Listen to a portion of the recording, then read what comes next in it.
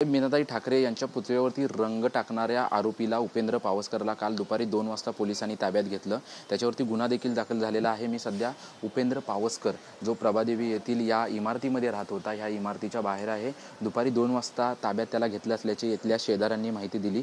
आपण सध्या घरातली आतमधली परिस्थिती आपण पाहू शकतो की कारण अनेक माहिती जी आहे ती उपेंद्र पावसकरच्या संदर्भात पुढे येत होती। बाळासाहेब ठाकरे यांचा जो खाजगी सुरक्षा रक्षक होता श्रीधर पावसकर, त्यांचा नातेवाईक असल्याचं सांगितलं जात होतं। याच उपेंद्र पावसकरचं आपण घर पाहू शकतो। अत्यंत अस्ताव्यस्त परिस्थितीमध्ये त्याचं घर जे आहे ते या ठिकाणी पडलेलं आहे, कारण की उपेंद्र पावसकर विक्षिप्त होता, मनोरुग्ण होता असं अनेक शिवसैनिकांकडून सांगितलं जात होतं। आणि शेजाऱ्यांची जेव्हा शेजाऱ्यांकडून माहिती घेतली तेव्हा 3 वर्षापासून तो या ठिकाणी एकटाच राहतो, कधी येतो कधी जातो हे आम्हाला माहिती नसतं। तो गेल्या अनेक वर्षांपासून तो एकटाच राहतो असं इथल्या शेजाऱ्यांनी सांगितलं। परंतु त्याच्या संदर्भात अनेक शेजाऱ्यांनी जे आहे ते त्याच्या तक्रारी ज्या आहेत ते सोसायटीमध्ये आणि त्यासोबतच इतरांकडे केल्या होत्या असं देखील या सर्व शेजाऱ्यांचं म्हणणं आहे। परंतु काल त्याला ताब्यात घेण्यात आलेलं आहे। अजूनपर्यंत त्यांच्या कोणत्याही कुटुंबाशी संवाद झाला नाही, परंतु श्रीधर पावसकर यांचा मुलाशी संपर्क झाला असता त्यांचा आमचा काही संबंध नाही असं देखील त्यांनी सांगितलं होतं। परंतु आपण घराची अवस्था आपण पाहू शकतो की घरामध्ये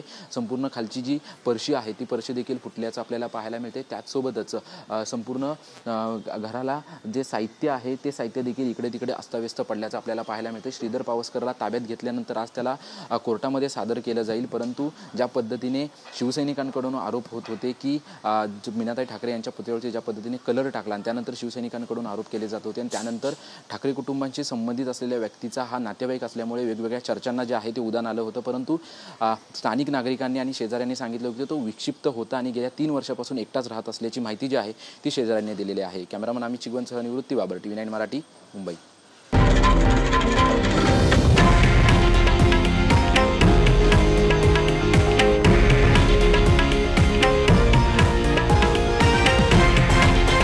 हे आहे देशातील नंबर 1 न्यूज नेटवर्क आणि आपण पाहत आहात TV9 मराठी, एकमेव।